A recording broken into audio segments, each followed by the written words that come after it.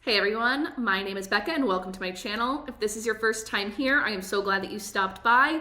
And if you've watched one of my videos before, then welcome back. We focus on all things middle grade literature here, specifically the first chapters of your favorite middle grade novels.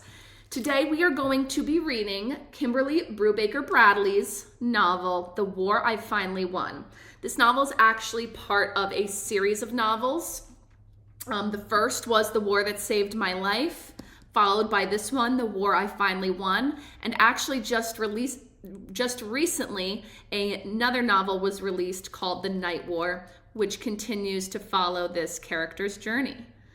All right, so we're gonna start by reading the front inside cover to get an idea of what this novel is going to be about. 11-year-old Ada's clubfoot has been fixed at last, and she knows now that she's not what her mother said she was, damaged and deranged.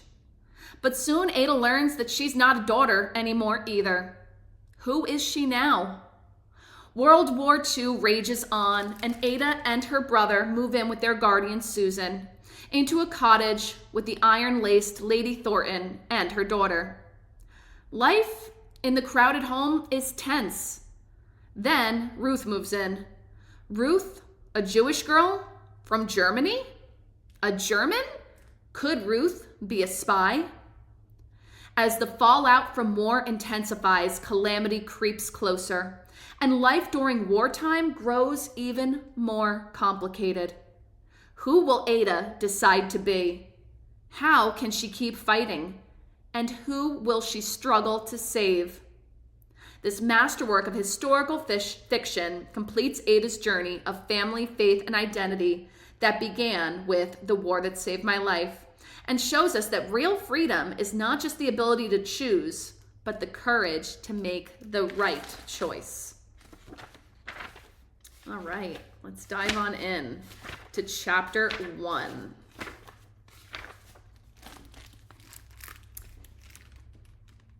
You can know things all you like, but that doesn't mean you believe them. Ada, you need to drink something. Susan's voice scolding. Susan's hands pushing a cup of cold tea into mine. I don't want to, I said. Really, I don't. Susan curled my fingers around the teacup. I understand, she said, but please try. It's the last thing they're going to let you have. You'll be thirsty in the morning. My right foot was twisted sideways at the ankle. It had been all my life. My ankle bones grew curled, so my toenails scraped the ground, and what should have been the bottom of my foot faced the sky. Walking hurt like anything. Despite the calluses, the skin on my foot tore and bled. This night in the hospital, nearly 3 years ago now, was September 16th, 1940, a Monday. It was a little over a year into the war between Hitler and most of the rest of the world. 11 years into the war between the rest of the world and me. The very next day, surgeons were going to chop my curled ankle bones up and rearrange them, maybe into something like a functional foot. I put the teacup Susan gave me to my lips. I forced myself to sip. My throat closed. I choked. Tea splattered across the bed covers and my tray. Susan sighed. She mopped up the spilled tea, then motioned for one of the nurses that was putting up the blackout to come take away my tray. Since the start of the war, we covered our windows with blackout screens every night so that German bombers wouldn't be able to aim at our lights. My hospital wasn't in London, which was getting bombed every night right now, but that didn't mean it wouldn't be hit. You could never tell what Germans would do.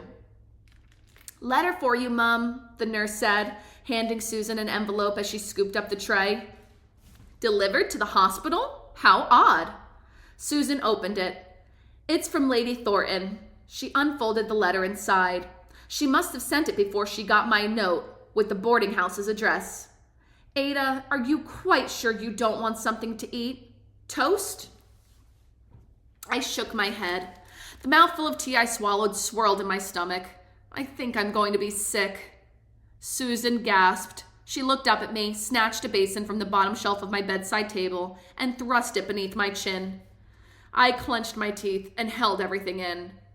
Susan's hand shook. The basin shook too.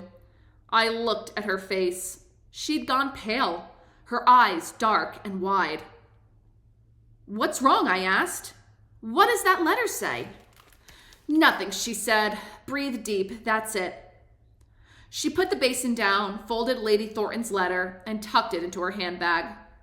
Something was wrong. I could see it on her face.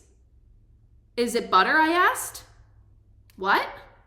"Has something happened to Butter?" Butter was Susan's pony. I loved him. He was staying in Lady Thornton's stables while I was in the hospital. "Oh," Susan said. "No, that is, Lady Thornton didn't mention Butter, but she would have, if anything were wrong." "Maggie?" "Maggie was Lady Thornton's daughter, my best friend." "Maggie's fine," Susan said. Her hands still shook, very slightly. Her eyes didn't look right. "Everyone's fine in the village." "And Jamie's fine?" I said. It was a statement, not a question, because it had to be true. My brother Jamie wasn't in the village. He was here with us. Susan and Jamie and Bovril, Jamie's cat, were staying in a rented room in a boarding house near the hospital. Jamie was there with the landlady now. Jamie was 6 years old. We'd guessed he was 7, but we had his birth certificate now, and he wasn't, not quite.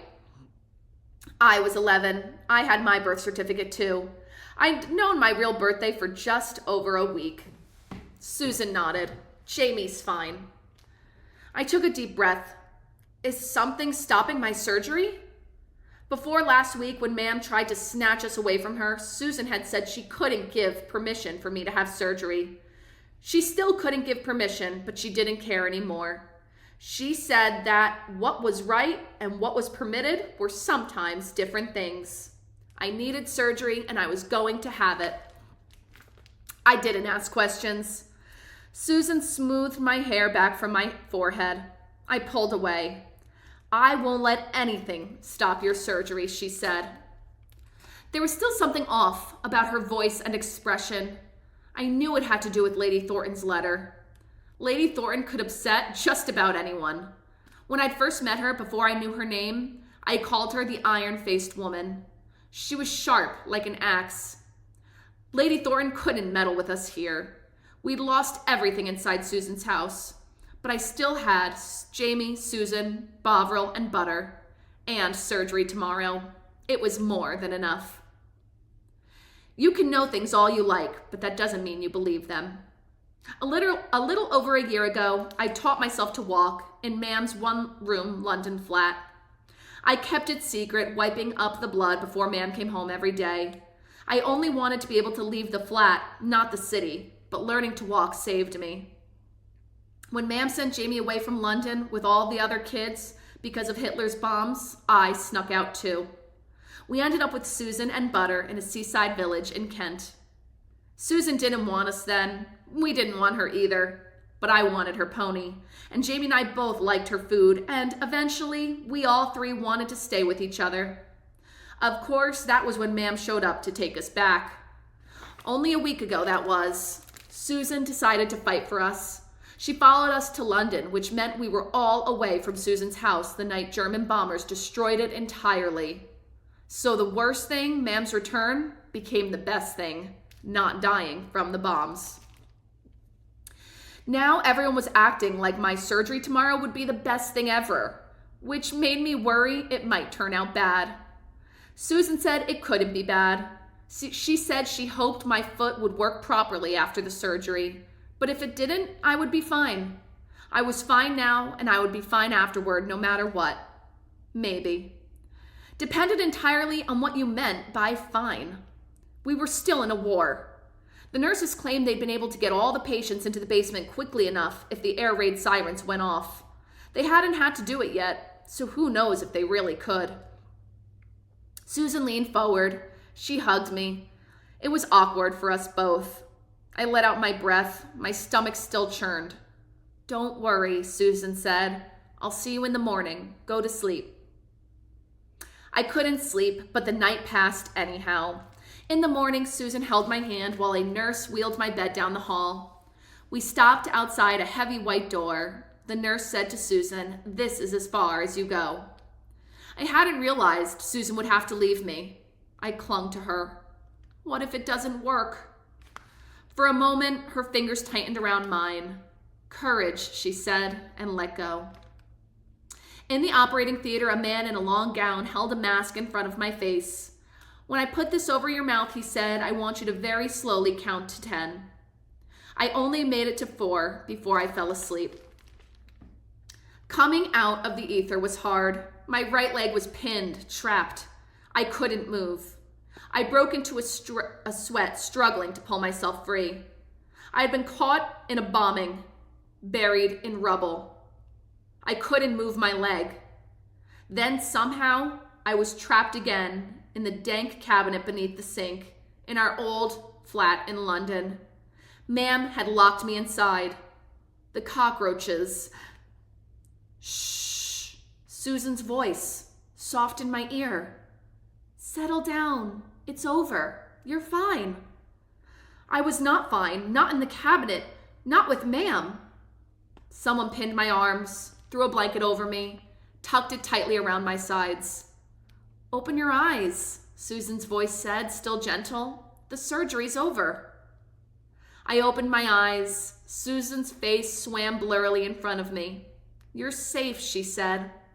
I swallowed hard. I said, "You're lying." "I'm not. I can't move my leg, my right leg, my clubfoot leg." "You haven't got a clubfoot," Susan said. "Not anymore." I woke properly in the middle of the night. Screens surrounded my bed. A dim light shone behind them. "Susan," I whispered. One of the night nurses came to my bedside. "Thirsty?" she asked. I nodded. She poured me water and I drank. "How badly does it hurt?" I couldn't move my right leg because the doctors had put a cast on it after the surgery. I remembered that now.